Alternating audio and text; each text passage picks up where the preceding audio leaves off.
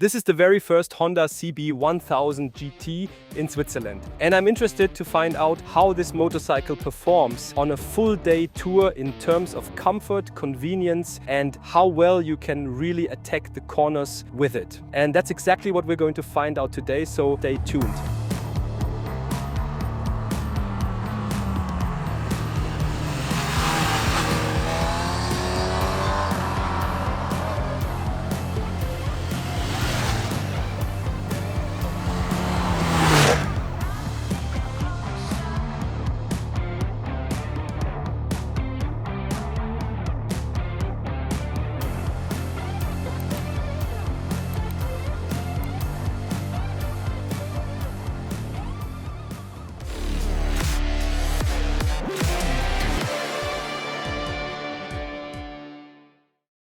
A warm welcome and grüezi from beautiful Switzerland.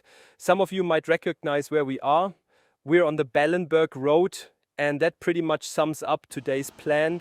Lots of corners, lots of riding overall, so we can really get to know the CB1000GT. With this new model, Honda is filling a bit of a gap in its overall lineup.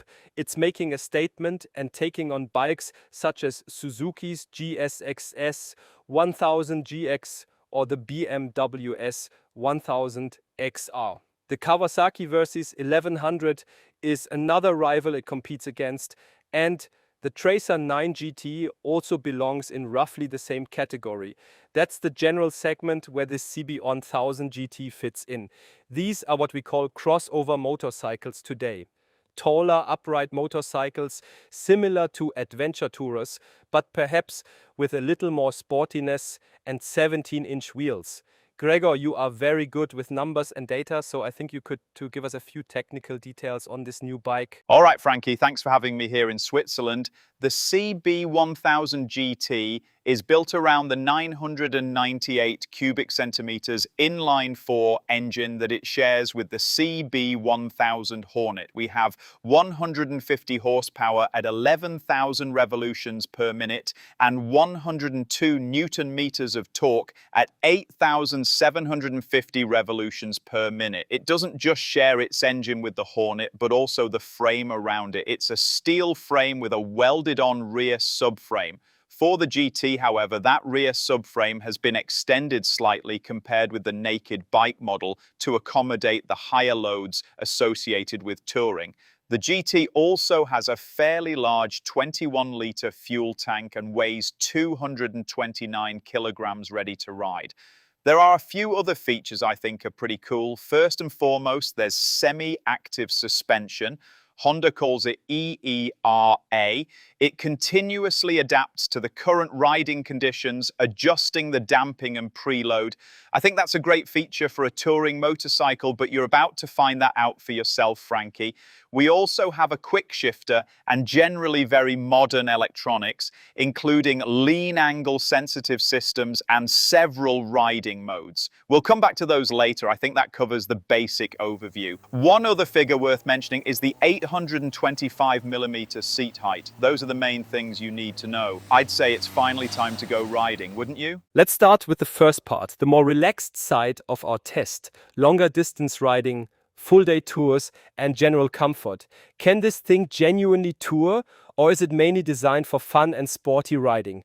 Obviously, we haven't just completed a 2-week trip on it, but we have still covered quite a few kilometers. Before I get into my personal impressions, I'd like to say a few words about the equipment. This motorcycle comes with quite a lot as standard, whereas with some competitors you may have to pay extra for these features. So I'd like to quickly run through them. Naturally, there's an up and down quick shifter. We have handguards similar to the plastic ones you know from the Africa Twin, providing some additional protection. Cruise control is also standard, which is important. I think it works very well. You can set the speed very precisely.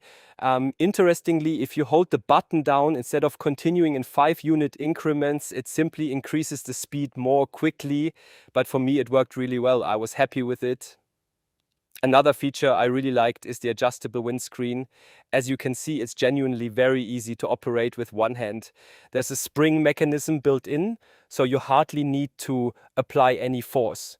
That's important because when you're riding, there's obviously significant wind pressure on the screen. This system makes it really easy to raise it while you're on the motorway.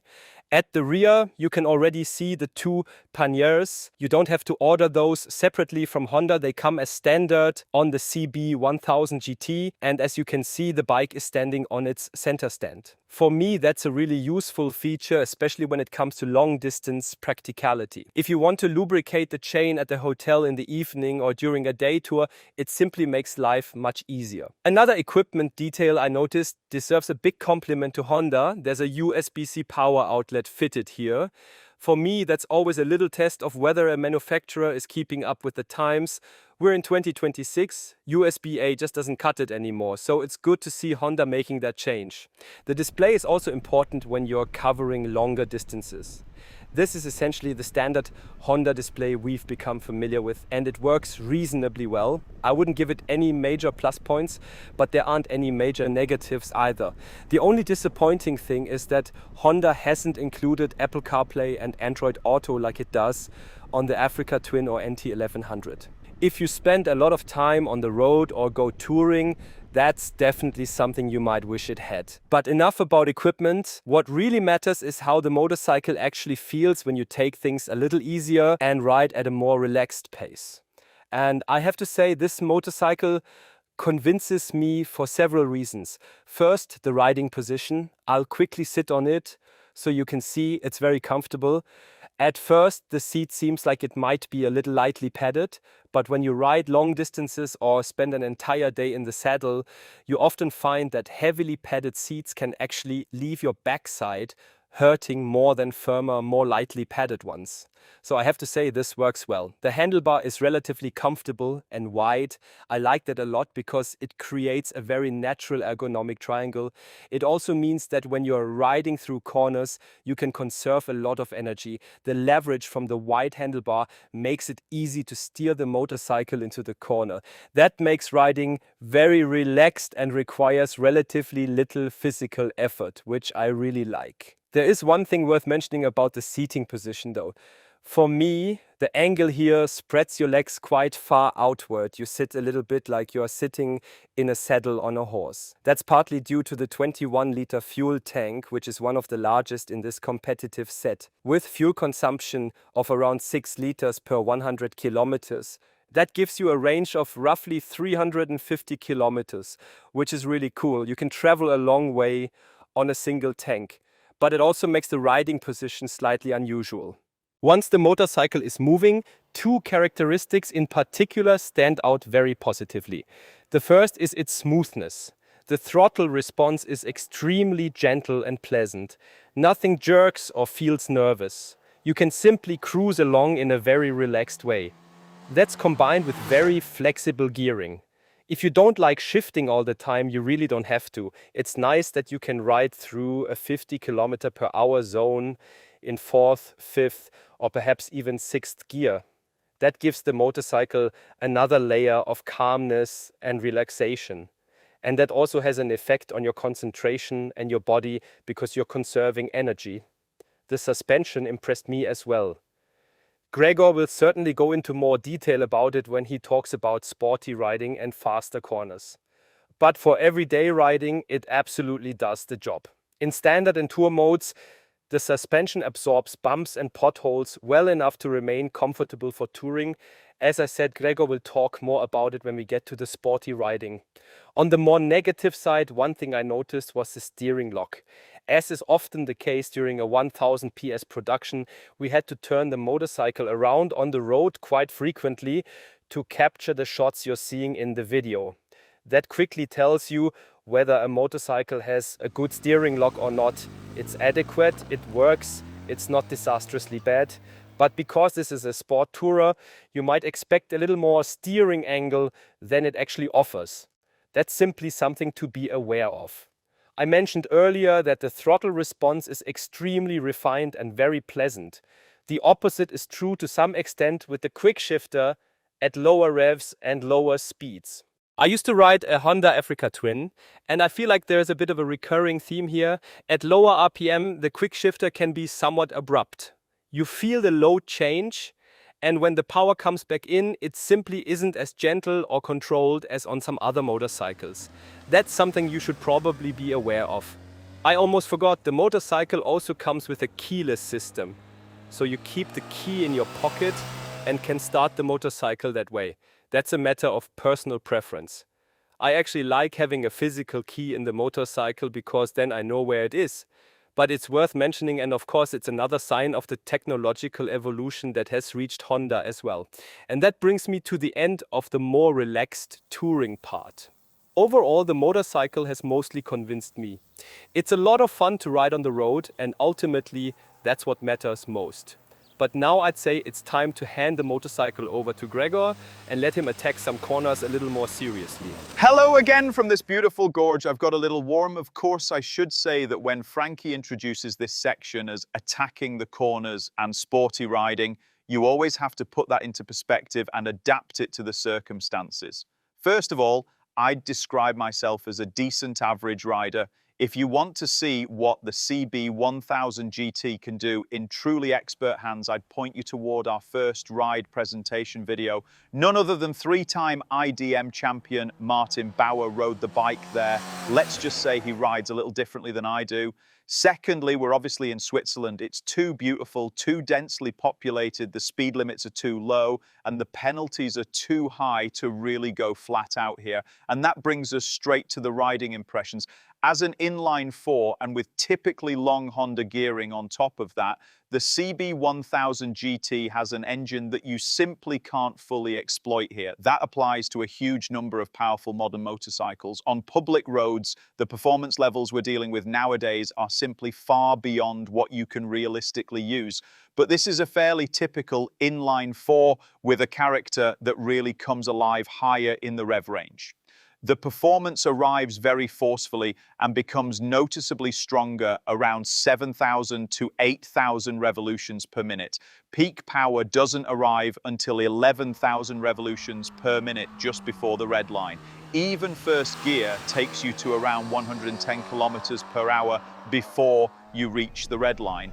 So, as you can see, exploiting maximum performance is effectively impossible. At least I'm certainly not willing to risk my license that way here in beautiful Switzerland. Nevertheless, we did open the throttle a little. So what was it like? This inline four faces some strong competition. Frank already listed the main rivals at the beginning of the video. And one thing that stands out is that Honda's inline four retains one of the most traditional four-cylinder characters of the group. In other words, the real performance comes relatively late. You open the throttle fully, and even with 150 horsepower available, perhaps you only have 70, 80 or 90 horsepower at that point. That's still sporty enough that you're certainly not getting bored. But you open it up and wait. It's pulling, definitely, but the acceleration builds gradually, and then somewhere around 7,000 revolutions per minute, suddenly another big wave of power arrives. I think some riders will really like that. For public road riding though, I'd say a slightly more torque-focused engine character can be advantageous simply because it gives you stronger acceleration out of tight corners. Compared with the Honda, for example, I'd say Suzuki's K5 derived inline 4 offers noticeably more torque in the middle of the rev range. I think the Kawasaki Versys 1100 engine also has more mid-range torque, although it delivers less of that top-end fireworks.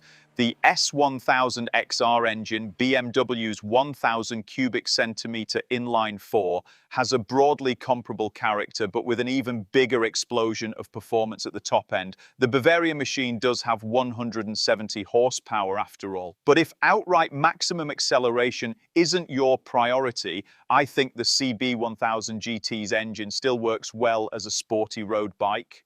The relatively restrained acceleration in the lower and middle rev range, combined with the silky smooth running and power delivery of the inline 4, has an appeal of its own. Even at significant lean angles, you can start applying throttle nicely at the apex without having to be excessively delicate.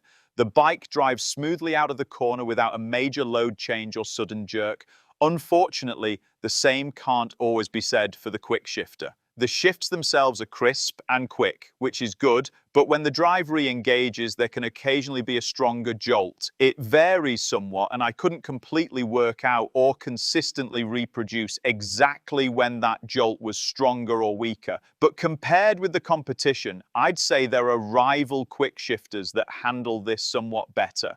It would be interesting to see whether Honda might eventually combine the CB1000GT with its e-clutch system, the electronically controlled clutch. That system also intervenes during fast gear changes with partial clutch operation and makes the shifts extremely smooth. Combined with the exceptional smoothness of this engine, I think that could work very well. Now, the seating position and steering behavior, Frankie already described the ergonomics. You sit nicely upright, and that works well for sporty riding too. You can move your body slightly toward the front wheel and use that wide handlebar to really push the motorcycle into corners. That works brilliantly, particularly on the tighter roads we've been riding. We've deliberately chosen smaller roads because there's less traffic than on Switzerland's major routes, which gives you a little more freedom. On these narrow roads, pushing the bike into the corner is king, and the CB1000GT does it extremely well. It's incredibly agile on turn-in, almost a little too agile for my taste if I imagine riding it really hard. But that could also be related to the tyres. Our bike is fitted with Bridgestone T32s, and I know that this is a very agile tyre. For riders who have the opportunity and the desire to really push the CB1000GT, a slightly less agile tyre with slower, more neutral and predictable turn-in might actually be an advantage because the motorcycle itself already seems to be extremely agile. So what about grip feedback, EERA? I already think semi-active suspension is fantastic on adventure bikes because it gives you a broad operating range, and that applies to the CB1000GT as well. It should be said that even in its softest setting, it never becomes the ultimate plush limousine. And in its firmest setting, it never becomes rock hard like a super sport either. It always remains within a sensible range. At the same time, you could argue that some competitors offer a broader spread between settings. The Ducati Multistrada comes to mind, for example. To me, the difference between the softest and firmest settings seems greater on the Ducati than it is here on the Honda. But that could also be related to the CB1000GT having significantly less suspension travel than an adventure bike. Within the available adjustment range, however, I think it works very well. In the softer riding mode, it filters out small impacts nicely and absorbs larger bumps well too, but it never becomes so soft that the motorcycle starts wallowing. At the firmest setting, you feel a lot more of the road. Small imperfections and even little stones are transmitted more clearly to the rider. Nevertheless, when you hit larger bumps, and we rode on some genuinely adventurous stretches of asphalt today, it still doesn't become brutally harsh. I spent practically the entire time in sport mode, and even then it never reached the point where the bike started hammering you because the suspension was simply too stiff. So I'd call it a good balance. It didn't take me long to build confidence in the motorcycle. The T32 tyres provide good grip as well. It wasn't hot enough today for them to reach their temperature limits. You've got important ingredients here: agile steering, good feedback about the available grip thanks to the semi-active suspension, and ergonomics that feel intuitive to me. I mainly rode it by pushing the bike into the corners, but I also experimented with a bit of hang-off. That works too. The tank is nicely shaped and gives you somewhere to hook your leg in, so if that's your preferred riding style, especially if you really start pushing, it's definitely an option. Lean angle clearance is okay. It's more than sufficient to have fun and more than enough for public roads. Finally, a word about the brakes. Again, they strike a good balance. They're easy to modulate without being overly aggressive, so they don't become stressful when you're riding more leisurely. At the same time, you don't need much hand pressure when you want serious braking performance. The initial bite is relatively soft, but the pressure builds quickly and progressively after that. The rear brake works nicely as well. Whether you're using it through a tight corner or braking harder during the deceleration phase on corner entry, everything worked well for me. To be honest, that's what I expected from Honda. A very well-rounded overall package. It's been a fantastic day, Frankie.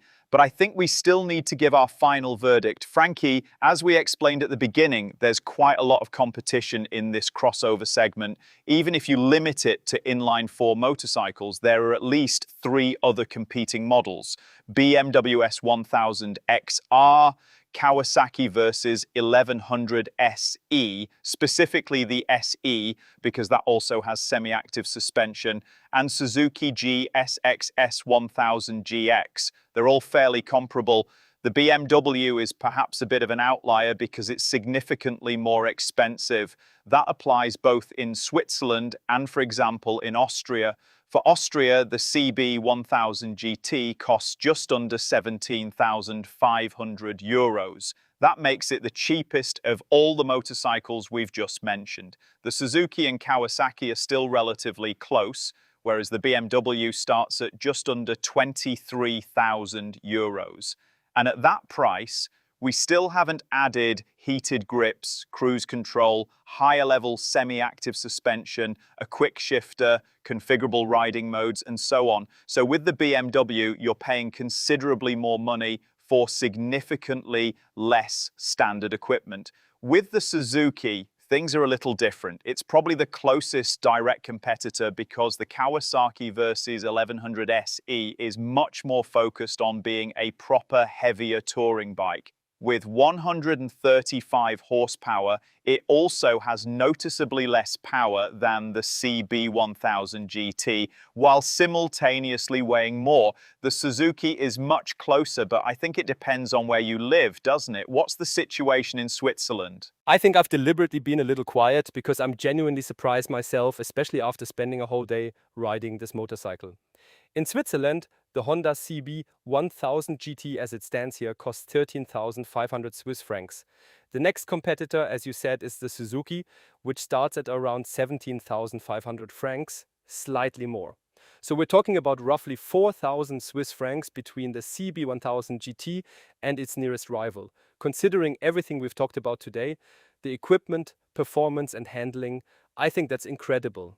It's an amazing motorcycle at that price. And it's crazy how different the situation is between Switzerland and Austria, isn't it? If you're in Switzerland and you want an inline-four crossover bike, it's almost a no-brainer. It's difficult to imagine seriously choosing between the Honda and Suzuki when there's a 4,000 franc difference. What I really like about this motorcycle is how well thought out it is. Things like the windscreen being so easy to adjust, or the heated grips being controlled directly through this little button. It's those small details that make everyday life with the bike very pleasant. And I genuinely think it's a fair move from Honda to include everything. I like knowing that I'm getting everything the motorcycle offers as standard. I don't need to order an additional package or anything like that. It's all included.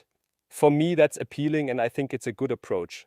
So as you can see, we like the Honda CB1000GT, do you? Let us know what you think in the comments and give us a thumbs up if you'd like to see more videos from Switzerland with our good friend Frankie, or simply if you want to show some appreciation for the effort that goes into these videos. Thanks very much for watching, and thank you, Frankie, for this fantastic day tour through Switzerland. Hopefully we'll do it again soon.